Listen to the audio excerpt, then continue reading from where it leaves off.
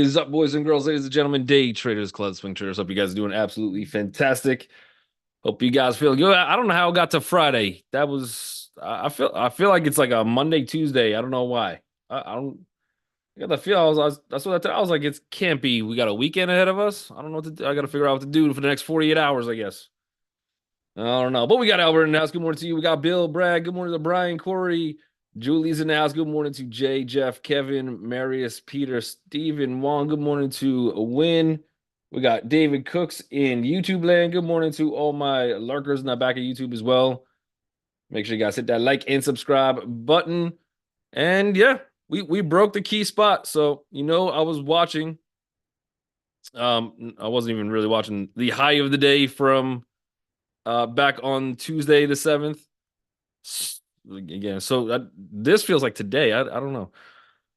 Whew, crazy. It's crazy. But yeah, I was watching that key pivot. That kind of lined up right into that little resistance zone.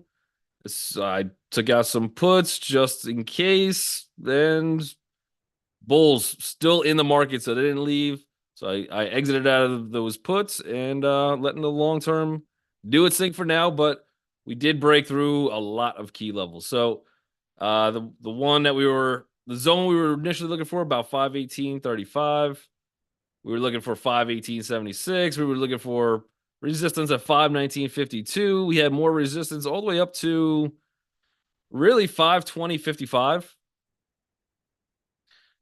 We got through all of that. So all of that should help to now be support and build a case for, out of the two models we were drawing out of, like, yeah, we could get up there and then something like this. We're gonna get it, or we're gotta start talking all-time highs. And now we got this scenario almost playing out. Right? We still got some things on the table that could obviously throw us off. I got the next key resistance. So next few resistance I'll go with. But 521.99. That takes us up to 522.68. And then we get past there. The higher one, we're looking for 523.50. After we start breaking out that, obviously we're sitting pretty for the all-time high. So still a little bit of resistance. Let's go back to just the Lux Algo volume zone. I don't have much really holding us back. Again, this volume zone, the bigger volume is all the way down to 514.54. We bounced off that beautifully 2 days ago. I've got this little volume zone that could hold us. Like, it's not much, but it's decent. We start getting past here. I've got really no resistance in the way besides a couple different VPOCs, but even those are not plentiful. So yeah, I think we have more of the potential, at least for this point, unless we see any candles or we get some black swans over the next few days, over the weekend, something like that. Another war breakout. I don't know. We do. I don't know. I don't know. But right now, yeah, there's nothing really holding us back, and we do have a few spots we could get some chop, and then I think we're off to the races. So I think that new all-time high is a little bit more possible now that we got through. I said, well, not even a high, like I said, of Tuesday, but 518.06, somewhere up in that zone. So we'll see. But next big spot, 523.59, and if we get through that, we're cruising with zero resistance ahead of us until we start creating new ones. But SPY looking good. It is a retest for today, so I know I'm talking bullish today, but just be careful. We do have some resistance right ahead of us that we have to probably play off of, and people might want to take some gains, especially before a 2-day weekend. But we got 522. The next spot, 522.76, and again 523.48. So somewhere in those zones is a retest gap. We're getting close to, like, without me using any levels, I'm like, well, we did sell there one time before. Could we sell there again? Could we create a double top? It's possible. It is possible, and that would be determined from do we, like, is anyone bearish? I don't know. Is anybody? I'm sitting there with the long term. I'm like, yeah, we're massively high. I really don't have any interest in, like, I don't even have, not that I sell the long term anyway, but I don't even have the itch to be like, yeah, I'm really panicked and worried at this point. So on a wave count basis into this move as well, we got 1, 2. This is probably some kind of a 3. So would it make sense we get a little pullback, kind of just continue this uptrend though? Something like this, and then we go for wave 5 and see what happens. Yeah, that's definitely possible. So we'll see. But it is a retest gap, so maybe not as bullish right as soon as the bell rings, unless we got some individual names that look a little bit different than the SPY. We'll see. We got the Qs. Jenny's in the house. What's up, Jenny? We got Qs. Matthew's here too. Morning, Matthew. We got Qs. Same thing. A little bit of a gap up. We made it through that little high wave indecision where we started to get that gap down. Bulls came right back in, bought this entire market right back up. Looking for support today. If we get this pullback, it is a retest gap, but looking for a 441.08 to hold support. And then looking for resistance 443.09 for some kind of resistance. If we can get past that, we got 444.46 in the cards. And the spot we really got to break through on Qs, 448.28, and then we're sitting at all-time highs from there. So that conversation is back on the table. We'll see what we can do. We'll see what the Bulls got in the tank. TLT. We did have the 30-year bond that came in. 30-year auction came in yesterday. Relatively lower yields, which was good for the market. But we have pretty strong days. Tiny little gap down today in TLT. So pulling back a little bit. It is under kind of that last volume zone. Again, volume, the VPOCs don't play out as much in TLT, but halfway, pretty much half of yesterday's candle. So giving back a little bit on TLT, nothing too crazy, still in that zone. And yeah, let me know what tickers you guys got. I know NVAX is up massively, like 100 and something percent.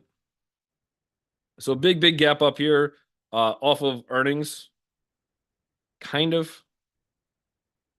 off of earnings. They did beat by 1 cent, so nothing crazy there. They lost 7.3 million, but more so than the earnings is what they announced, and that is a partnership. Let's see if I can find that news. Let's see if we can find that news. NVAX stock was up 103% after the company said it signed a co-exclusive licensing agreement with Sanofi to provide broader access to protein-based non-mRNA rejuvenated COVID-19 vaccines from 2025 and on. So a little bit of news on that one. Is that really news that should take us up 103%? And I think probably higher, actually, at this point. The answer is no. That on a normal stock, normal day, that probably won't take us there. But what would take us there is this little short float of 33%. So more so than the news, more so than the actual, like the news is positive. You know, that's good for them. That's great. But you have a nice double bottom down there too. Okay, a good double bottom, but more of a short squeeze. So we'll see how this one wants to play out again. We do now have all of the support below us, like good support, starting somewhere around $8, and then coming into like 684. We also got 737 is the highest volume zone, so that's a spot you definitely want to see kind of hold. So the resistance side of things for today, we can see 1123. If it gets anywhere past that, you can have an amazing breakout, amazing move after this one. I don't have anything really stopping this thing to about $17.48. So it's got a decent amount of room up, but let's see these smaller time frames where this thing actually started moving. You even had a good support somewhere right around 621-ish. We came back strongly, retested that one, and we're sitting back to this $10 mark. So we'll see. We'll play this one by ear. If we could get some kind of a dip on this one, it might be worth it. But I'd want to see that dip kind of hold this 909 for now. And then if we start to lose that, probably look for like $8, somewhere in that range. But we'll watch this one. We'll keep it on the list. My monitor just goes off from time to time. Let's see what that is. Hold on. Let me replug that one in. There we go. All right, right back into it. But so we'll slide this one up a little bit higher and we'll go from there. We could definitely get some. It's going to have a lot of eyeballs on it today. There's going to be a lot of momentum into it. And we'll see. We got Corey says Meta, META. Good morning, SMN. We got Meta in the house looking like it threw another green day. We were counting these ones yesterday. I ran out of fingers. I had to go to toes, but we got 1, 2, 3, 4, 5, 6, 7 green days in a row. Another little bit of a gap up. Entire market is also gapping up too. The resistance starts to come in here. 482.51. There was a was it I don't it wasn't an AI conference. There was a conference yesterday where they had not Lizard Man Zuckerberg talking, but they had the other guy, the CTO, who I think was there. I think he's like one of the founding people. He was there early in the company as well. But he was talking Meta yesterday. Helped give it a little bit of a push, but another gap up. We're still not at that first resistance, which is 482.51.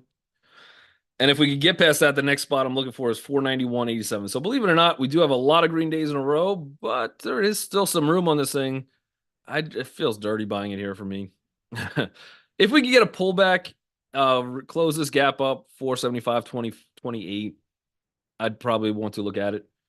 But definitely still have some room. If I was already in this thing, I wouldn't be selling yet. I'd move my stops a tad, but that's about it. Crowd.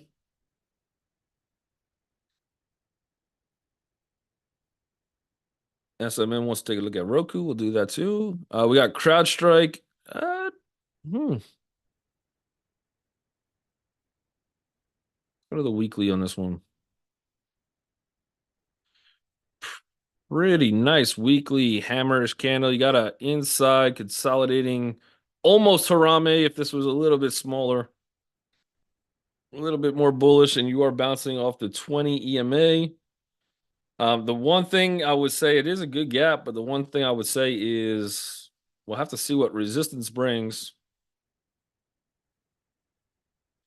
First resistance I got is 321.71, and then if we get break out of that, we're more than likely to be seeing 329.40, which would be a good move for today. In terms of a swing, though, that weekly hammer looks pretty fantastic.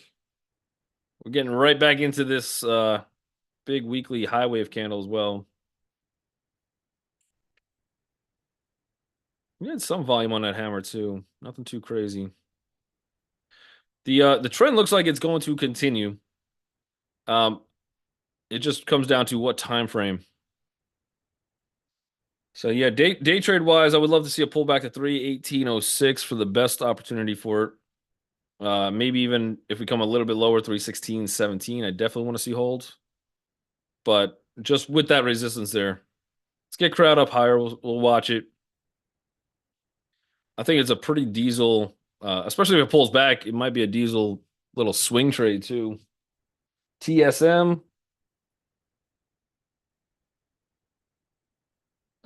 TSM.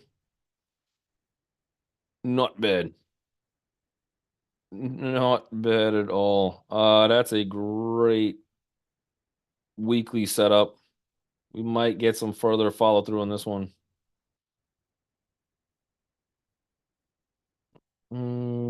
Daily charts. It is a gap and go, but it's also kind of that red candle was from inside day yesterday. There's also some bulls in this one. You're opening right at some kind of resistance. If this one gives me a high wave out of the gate, I don't mind playing it. Again, my next target on this one probably takes me up to about 149.42. But I would need some type of like, let's get some profits at this spot as opposed to just rampage up higher. I think if this thing opens and rampage is higher, we'll have to see where this thing opens. We still got 13 minutes till the bell. But I got $2.50 on it. And if I could come in with a little bit more, the question is, how big do I want that pullback? I honestly don't think I want a big one. I think I want us to stall somewhere around 146.24. I do think that 144.64 obviously gets me better risk reward on the trade, but I think I want a small little high wave candle, and then look for that break. I think that'd be interesting. Tesla's draining the pre-market strength. Let's see. Santilla's in the house. Good morning to you. Tesla. Yeah, the chart doesn't look good. The one spot that we kind of have to hold, 171.04. We got a decent little bounce off that yesterday or 2 days ago. We just got really an inside day candle. So if you want to try to play this one, I'd probably get my stops below Wednesday's candle. So we start getting below Wednesday's candle. The next stop, I think, clearly 163.48. Actually, Jeremy was talking about this one on Benzinga as well this morning. So his plan, let's go with that one because it's not a bad one, and I agree with it. He's looking at this Wednesday candle. He's like, man, if this thing breaks Wednesday's candle, I'm going to be buying some 150 puts. I forget what time frame he said. I think it was like a month or two out, but you guys could watch the recording of the Jeremy on Benzinga this morning. I like it because at least, I mean, you got the 150. You got this wide open gap that still has to be filled. You got 163 is really the next spot of support, and that's a big one. And then if we get all the way back down to close this gap at 145, those puts will be pretty profitable already. And what happens if we break down there? 120 is in the chart. I think we had 122 before. So the chart does not look good. We are below all moving averages as well. So the chart does not look great for Tesla. But yep. Putting some pressure on the market. I don't know that the market needs Tesla though. We still got Nvidia, we still got AMD, we still got somehow SMCI. But we'll see. We got AMD. That's a nice little gap up. It does have some room. It is a gap and go. Again, resistance on this thing is going to be tough. Unless we get a big, massive bullish day. Who knows? Anything's possible. My thoughts are we've had 2 really good days in a row on this market to the point where people might want to take some profits ahead of a 2-day weekend, especially into resistance zone. Otherwise, really good bounce off that 200. I don't think the risk to reward was there in terms of fibs after that bounce, but let's see. I don't think we got down far enough where I was like, yeah, this is a must. Yep. Had to come down a little bit more, 149.71, but we are holding. We got a good bounce off that 38% retracement. It is a gap up. I would expect a little bit more in this one, maybe to the higher side. Today, 155.68 if it goes crazy. We have 157.54, and then we got 160.40. So there is room for today, though. Probably a little tighter range, unless Nvidia wants to go crazy and brings everything chip wise up with it. So we'll have to see on that one. If we do get I mean, it's still even that. I would have liked to see one more retest back to this 147.10. But if this one shapes up from here, we start making some higher highs. That could be an inverted head and shoulders on the daily. So, we'll have to see. But again, for day trade purpose, just that resistance right there. Otherwise, I do like that gap though. It is a nice gap after indecision. I wish it was in a better location, but we'll get that on the list. We'll watch it as well. ROKU for a swing trade.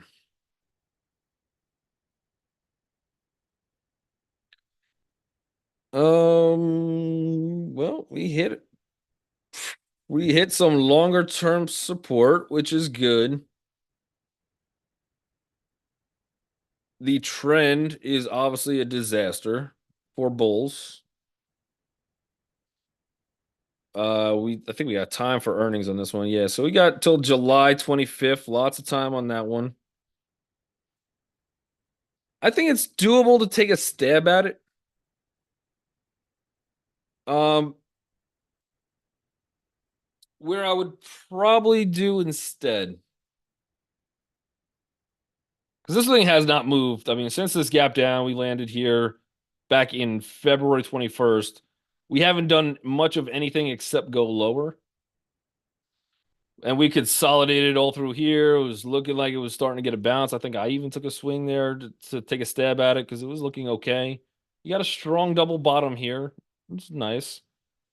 Um, Very good double bottom, at least recently. We did get up there once. We got up there twice. Both times failed. But I think that's still the appropriate candle to attempt it. And actually, with today's gap, we are above that little. This one actually might be a good day trade too today. If this one gets us a high wave candle, I'm gonna actually get ROKU on the list for day trade,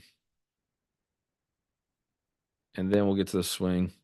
But if we can get a high wave on this one, I actually do have some room on this one to move higher, which would be up to 61.44. I don't know if $1 is gonna be enough for me on ROKU. We'll see how that one could set us up. I would need almost a 50-cent spread. But this candle with all that volume that comes in, yeah, if we could get a close above this one, I like it a lot better. What I would not mind doing is really attempting to sell some puts.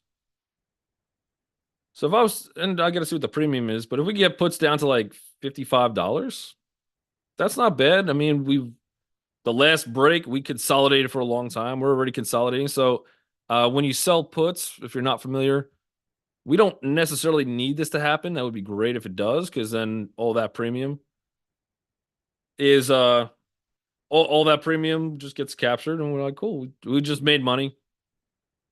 Fun, that's good with me. If we get filled, we're gonna get filled lower. For most time frames, RSI on ROKU is already kind of low, and now we will be getting in a lower price. It does have some big moves on it, so I think almost doing like the wheel strategy on this one, maybe selling some calls after you get filled would be good, but at least you're getting it at a lower price. So I wouldn't mind that. But if we do start to get closes above this one red candle after that double bottom, that could start to look like something. Roku has so far been pretty notorious for looking kind of really good at some points in time and then like almost being an actual trade and then it turns out it's just no. But yes, I would watch that. I would probably give it another day or two before setting that swing just to see what happens. All right, we got Zim. Zim. Zim has been off to the races. Um, Zim is an Israeli shipping company where people were just getting in because their dividends were like 120%. I think since then they cut them. I don't think they have divvies anymore. Pretty sure. Um, and there's been some talk of some ceasefire temporarily, and I think that's going to help out Zim a lot. Again, it is another, I believe, high short float company. If I could figure out how to get this thing off the screen, there we go. I like how Ryan Reynolds is everywhere. No matter what I'm looking at, Ryan Reynolds pops up. I'm starting to think he's just stalking me. I watched like a YouTube video. Ryan Reynolds is there. It's crazy. Uh, Zim. How much time we got? We got 4 minutes. They have a 22.5% short float. So to the upside, these guys could go crazy. If I'm looking at and I really don't think it's based off of fundamentals at this point. But the next stop on this one, and it won't be today. I probably won't play this gap on Zim. It is a more of a retest gap. I think fundamentally the company is flawed a little bit. But that short float, I mean, if this thing can get past 1750, I don't have much in the way until 21.18. And then if we can get past there, yeah, there's room up to $27, $28.